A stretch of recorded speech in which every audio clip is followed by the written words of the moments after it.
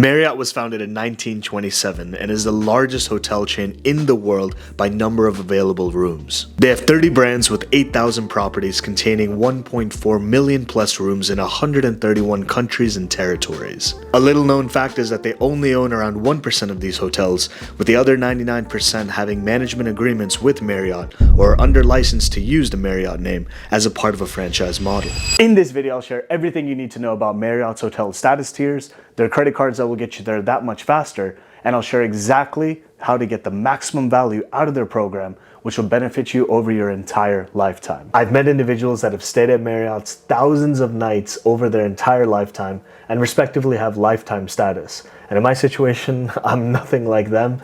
At the same time, I'm a little shy of 300 nights or so in my entire lifetime. So after we cover everything you need to know about Marriott's status and their tiers, as well as the credit cards and what benefits you could get regarding status, as well as Marriott points earning rate, I'll also share some of my personal experience, so hopefully it benefits you as well for your entire lifetime journey with Marriott. Marriott offers 6 credit cards, 3 by Chase and 3 by American Express. Of these 6, 5 of them are personal cards and 1 of them is a business card. With this many cards for one hotel's loyalty program, I was thinking a million ways of how to represent this information in such a way where it's not just card 1, card 2, card 3, and I was thinking about it so much I ended up growing a beard. In the end, I do want to present this in the most accurate format, and with their names literally being Marriott, Bonvoy, Bold, Bountiful, Boundless, Business, Bevy, Brilliant. Yes, I got it. This is how we're gonna do it.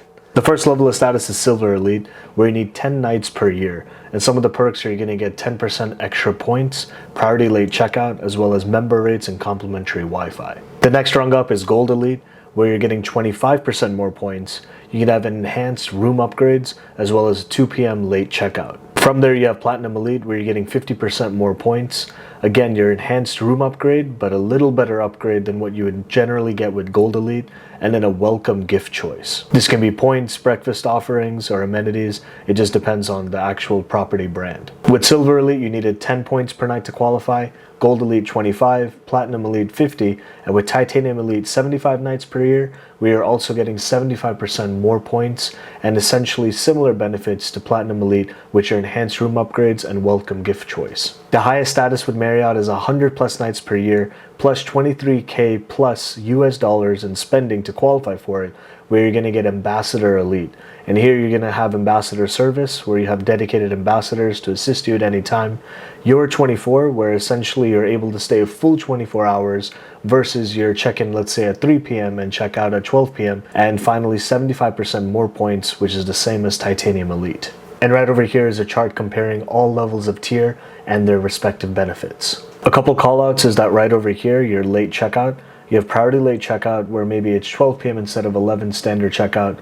Here you have 2 p.m. with Gold Elite, and then onwards you have 4 p.m., 4 p.m., 4 p.m. subject to availability. With the annual choice benefit, you have 5 Sweet Night Awards or gift options. The annual choice benefit is essentially 2 parts. The first one's going to be when you hit Platinum Elite status for 50 Elite Night credits. You can get those 5 Sweet Night Awards, where you can redeem for upgrades for select premium rooms and suites. And you have a bulleted list over here of other options in terms of what annual choice benefit you want to choose. And the second part is when you hit Titanium Elite. So you have 75 Elite Night credits in the same calendar year.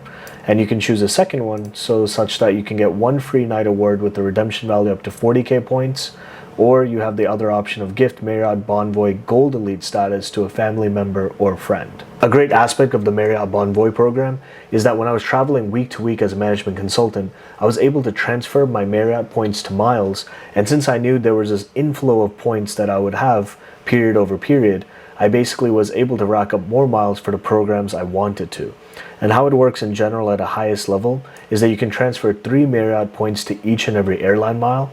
And specifically, if you transfer a certain amount, so over here, if you transfer 60,000 Marriott points, you actually get a 5,000 additional amount of miles. So simply put, if you're transferring, let's say 60K points, 3 to 1, you would get 20K miles. but you're going to get 25,000 miles for a transfer of 60,000 Marriott points. With United Mileage Plus miles specifically, you're going to get an extra 10,000. So if you transferred, let's say 60k miles instead of 25k miles, you would get 60k Marriott points is equal to 30,000 United miles. Not in every case is it 3 to 1, and so here's a list of actual airline partners and their respective ratios.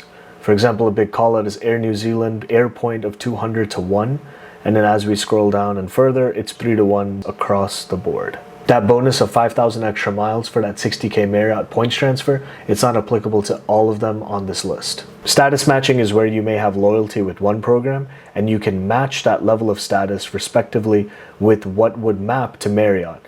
And so if you have a Best Western Diamond Select or Hilton Diamond, Marriott actually doesn't do a one-to-one mapping. And right over here is what I did back in the day, was a Platinum Elite status challenge where I actually stayed 16 qualifying nights in a 90-day period. And that's how I got Platinum Elite the first time around when I did have it. We'll start off with the credit cards and their sign-up bonus, and then we'll move on to the earn rate as well as their perks. So starting off over here with the bold, it's the $0 annual fee card where you're getting 30,000 points in terms of your sign-up offer, and the minimum spend requirement is $1,000 in the first 90 days / 3 months, and that's the same timeline for all of these cards.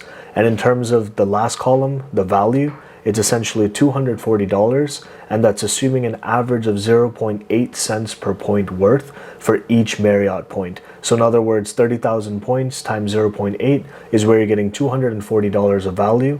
In other words, 24% return on spend because of the $240 divided by 1,000. Similarly with the Boundless, you have a $95 annual fee. The 3 free nights is the sign-up bonus, and they're up to 50,000 points each in terms of their redemption. So in other words, the value you're getting, it shows $1,200, and what that's really saying is each of those nights, if you take 1,200 divided by 3, is pretty much like a $400 per value in terms of night due to that 50k points redemption. If you're interested in a Marriott Bonvoy business card, it's issued by American Express. It has a $125 annual fee, and you have a $125,000 sign-up bonus offer after $5,000 in minimum spend in those same 3 months. And in this situation, it's essentially like you're getting 20% return on spend. The next two are essentially identical cards. They're just issued by different issuers, one by Chase, one by Amex. So the Bountiful and the Bevy both have $250 in terms of your annual fee. They both have a current sign-up bonus offer of 85k points, which was at a historic high of 125k points, and same minimum spend requirements of 4k. Hence, that value that you can expect to receive in terms of hotel nightly rate cash equivalent value is $680. The final card we have is the Marriott Bonvoy Brilliant credit card.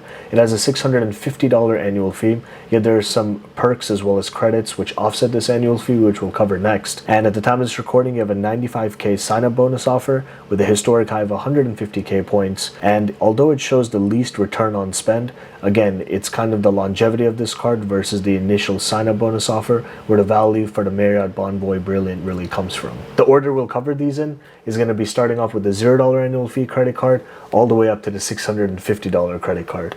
So starting off with the Marriott Bonvoy Bold, it has no annual fee, and the Marriott spend column over here, really what it's saying is 3x/14x, which means that you're getting 3x by spending on Marriott properties with this card, and the 14x where you're getting 11 more points. The reasoning is 10x is by being a Marriott member in general, and by being a Silver Elite member, you're getting a 10% bonus. So 10% bonus of 10 points is 1 extra point. So 3x by using the card, plus 11 due to your status is where you're getting that 14x. For travel, you get 2x, and in other categories, you're getting 1x everywhere else. Next up, we have the Marriott Bonvoy Boundless credit card. It has a $95 annual fee, and again, 6x if you're using the card specifically for Marriott spend, and that's going to be the same thing for all of these cards. And that 6x/17x is the same reasoning as the Bold, where you have your Silver Elite status, so you're getting 11 extra points per dollar spent at Marriott properties. You have 3x on groceries, gas, and dining, and 2x everywhere else. One of the perks of having this $95 annual fee credit card is that you also get a free night award without any extra requirements, but just by having the card, you get up to a 35,000 points redemption with the Marriott Bonvoy Boundless. Moving on to the singular business card option for Marriott Bonvoy, it's by American Express, and you have an annual fee of $125, with the spend being 6x/18.5x, reason being you have Gold Elite status with having the business card. And with Gold Elite, you have a 25% bonus, so 10 points with no status for every dollar spent without the credit card, and 25% in addition is 12.5 points, plus 6x is where you get that 18.5x. You get 2x on travel, as well as 4x on gas and dining, and 2x specifically on groceries here, because they come under that miscellaneous/other category. And in terms of additional information, you also get 4x on US telephone service and US shipping purchases, a 7% room rate discount, and in this situation, you do get an annual night up to 50,000 points, but you'll have to spend at least $15,000 annually. These next two cards are pretty much identical as we've already covered.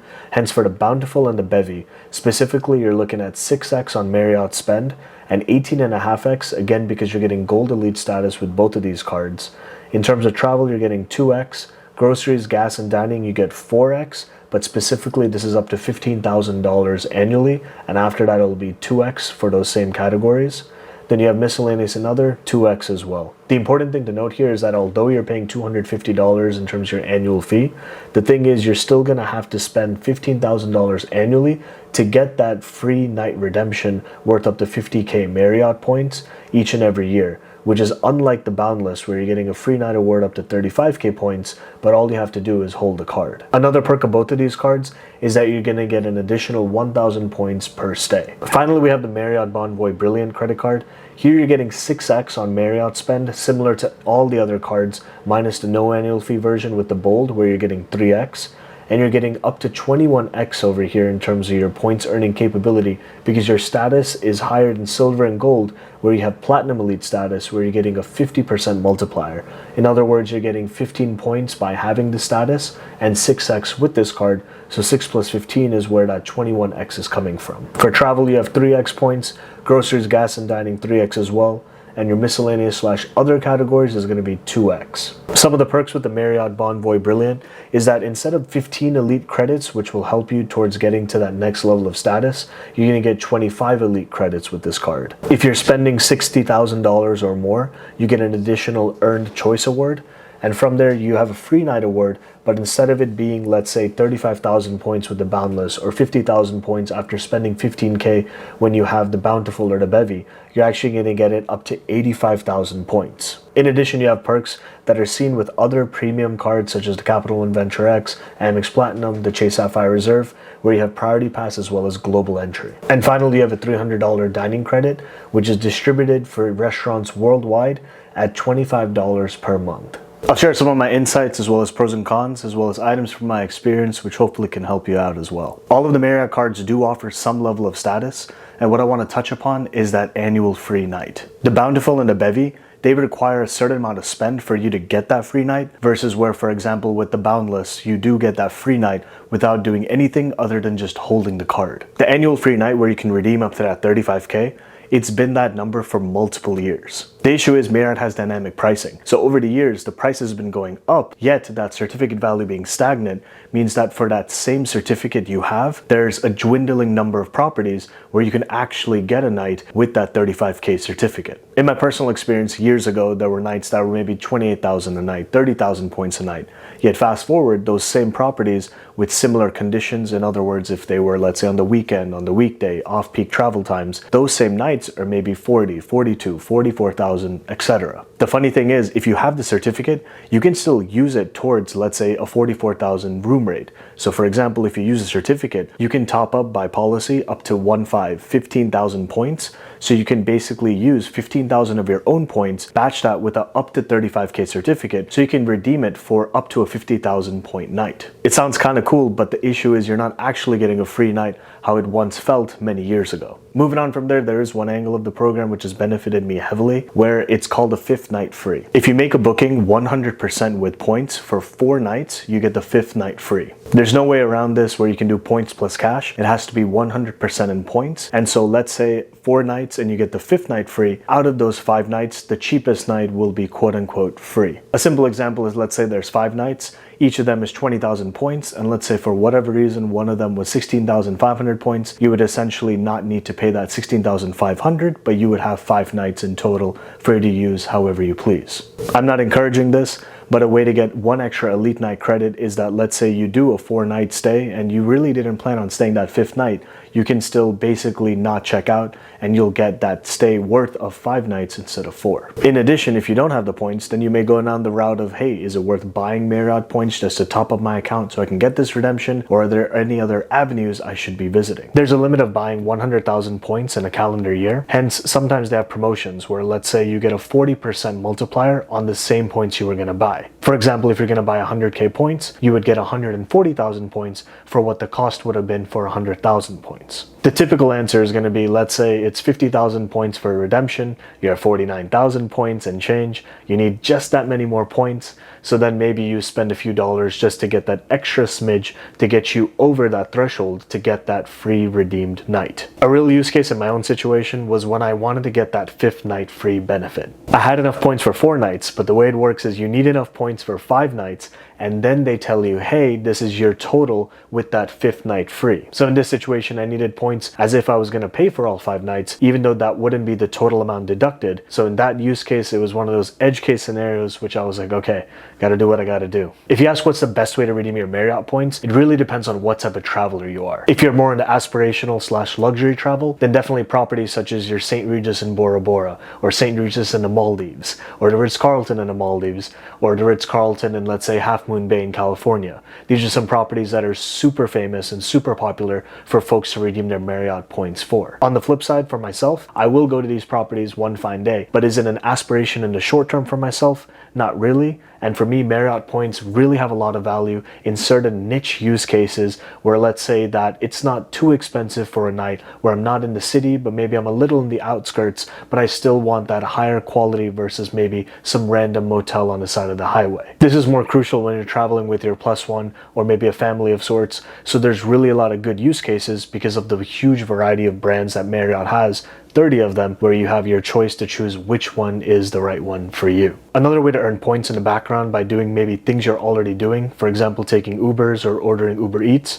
If you link your accounts with Uber and Marriott, then you're able to actually get more Marriott points without doing anything different if you're already using these services. If you're staying at a hotel, then when you order, let's say, Uber Eats to your hotel, you'll actually get double Marriott points, assuming your accounts are already linked. A great aspect you should definitely take advantage of, and you can actually plan your travel accordingly, is to see if there's any promotions that line up with your time of travel. Either this, or if it's a part of the expected schedule you're going to have in the short term. A quick example of a promotion that just ended recently is one where for every stay, you would get an additional 1,000 points, and for each and every night you stay, you're going to get double the elite night credits. Something like this is free points for the nights you were going to stay anyways, and you'll get to that next tier of status or maintain your status that much easier. If you ask me if I have any regrets in my life, the answer is no. Yet, if you talk about something super specific in terms of a financial regret, it's more of an annoyance, which I just didn't know because I was too early in the game, and this is what it was. There was a specific card called the SPG card, Starwood Preferred Guest, and they got bought by Marriott. With this card, you get an annual free night every single year, similar to the Marriott Boundless, for example. That card had a $95 annual fee, and the Boundless has a $95 annual fee as well. I was a lot younger, a lot earlier in the game, and didn't really have the credit card strategy, and so what I did at one fine future point is that I ended up canceling the card because the annual fee had come up. I had called American Express, who was the issuer at that time, and they didn't give me any type of retention credit. It was a business card, so they said, hey, you don't need to pay interest for 45 days versus a normal cycle, and I just wasn't having it, and I said, okay, go ahead and cancel this card. In the end, that card got converted to whatever that product would have been today, and I still would have gotten, let's say, that free night for the rest of my lifetime. That wouldn't just affect me personally, but let's say future family and otherwise. The card I have today, it's discontinued if you try to apply for it. It's a Marriott Business Premier card issued by Chase. Every single year you get a free night up to 35,000 points. Same way the certificate works with the Marriott Boundless. There was a time I redeemed one of these award nights for a night that cost 8,000 points. But the reason I did it was after taxes and fees and peak hours, it would have been almost $150. With an annual fee of $95, I was comfortable trading this because I was essentially trading the $95 in annual fee for $150 in value. Here's some rapid fire tidbits of information which I think are still important to share. This may or may not be a common question, but if you ask me, is it worth chasing lifetime status? In my frank opinion, given how, especially in the credit card landscape of today, where you can literally get platinum status by just having the Marriott Brilliant, I would say it's not as valuable of a perk as it once probably used to be. In other words, if you're already getting such a high level status by just holding a credit card, then someone who's actually thinking, okay, I'm gonna plan my travel by staying this many nights in this type of property, and I'm gonna hopefully have this type of status for X amount of time, I think this type of game was definitely a true real life type of game, maybe back in the day, a few years ago, or maybe many years ago, but in today's landscape, I don't think that's the case. Don't be surprised by how many Marriott points you earn after your stay by staying at a specific property. With 30 brands, not all of them are created equal, and at the same time, the number of points you earn by staying at different properties differs. What I definitely wouldn't have expected, yet I got to know over time, was that basically that 10 points per dollar spent, it's at most properties, but with 30 brands, there's one particular brand called the Marriott Executive Apartment, and over there, instead of 10 points per dollar, you're gonna get 2.5 points per dollar spent, and more importantly, from your elite night credit standpoint, in terms of status, you're actually gonna get 1 elite credit for every 3 nights you stay there. Another example is kind of a spin-off-esque hotel called the Element. They say the Element by Westin, and over here, it's more of like a long-term stay, extended stay type of property, and so instead of 10 points per dollar, you're gonna earn 5 points per dollar. That 5 points per dollar is same for properties, for example, the Residence Inn and Town Place Suites. Here's a couple quick items before I share which level of status I think is the best. This one's status agnostic, so let's say your flight's later in the day and you've already checked out. Depending on the property, they may have a luggage room, so you can just leave your luggage at the property, or when I was traveling more week to week, there's an opportunity to just leave basically your suitcase in such a way that when you come back, you basically have your stuff at the hotel, and that way you're not traveling back and forth with lugging around all your items. This isn't Marriott specific, yet I'm sharing because in the beginning I didn't know about this either. Then I was like, wow, this is actually pretty useful. This next one's more of an FYI, where I've seen this with folks with certain levels of status where they'll consistently complain, and because of their status, they do get compensated, yet I think it's more of a short-term benefit because there's definitely an outcome and multiple data points supporting this, where they basically just permanently disqualify you from ever having a Marriott account ever again, especially with a simple example such as this. Let's say in the last 20 stays, there were 12 complaints within those 20. Maybe statistically this is pretty improbable, maybe they're all valid complaints. Point is, in the end of the day, if they choose to do something, it's super tough to really reverse that decision. So in the end, just more of a heads up, and in the end, business is business. When I was consistently traveling week to week, I had Titanium Elite status, which is 1 rung higher than Platinum and 1 below Ambassador. During this time, whether it was for work or even apart from it, I would consistently get upgraded and naturally have those perks with Platinum Elite, such as breakfast and lounge access. Yet being Titanium Elite, I was earning that many more points in terms of the multiplier of 75% versus that 50% that you're getting with Platinum. One of the coolest experiences was it was a basic room rate. It was in downtown Toronto at the Marriott, and I got upgraded to the presidential suite. It was pretty great, not gonna lie. At the same time, I think Platinum Elite really is where it's at, because when you're getting good breakfast, let's say at a Westin or a higher end Marriott property versus your maybe Courtyard Inns or your Spring Hill Suites, it really shows. And more than that, the lounge, they would have maybe, let's say, better food or more options and more variety in such a way that you actually could feel full or skip dinner altogether depending on your situation. And drinks wise, some locations, especially in the US, I've seen them charge, yet outside you're talking a full-fledged, kind of full course meal type of level. So it really depends property to property, but there's a lot of advantage to have, and Platinum Elite really is that sweet spot in my personal opinion. Simply put, I wouldn't go chasing Titanium Elite status if you already have Platinum Elite, unless you know you're already on the way to Ambassador status. Since I haven't had Ambassador status, all I can say about it is that there's pretty much mixed reviews, where someone who spends, let's say, that 23,000 threshold and that 100 plus nights to qualify for it, they feel that, hey, I should be valued even more. What I take from that is it's maybe not worth it to go to that level to get it, but if you're organically getting it, then there definitely could be some value. A quick word on Silver Elite. To me, it means a whole lot of nothing, and I say that respectfully because you can get it for free with any of their credit cards, especially the no annual fee Marriott Bold credit card. One of the perks is priority late checkout, yet that means maybe instead of 11 a.m. checkout, maybe it's 12, or maybe instead of 12, you can do 1. But the point is, if you just kindly ask the front desk, they may they give it to you regardless of your status level. Gold Elite status is neither here nor there, yet it's something more than silver is the best way to put it. And I would say that regardless of having the Marriott credit cards, there's a different way to get it by having, let's say, the Amex Platinum. And with that, you also get Hilton Gold status. So if you don't want to be totally Marriott centric or 100% into the Marriott program, there's definitely a different way to getting Gold Elite status. And more importantly, you're not boxed into that one program type of feeling. And with the Amex Platinum, you can transfer your membership reward points that you earned with that card to different airline partners, to different hotel partners, apart from just Marriott. And so if you want to know more, check out this video here, see what my thoughts are on it. But with that, thanks for coming to the end. See you in the next one. Peace.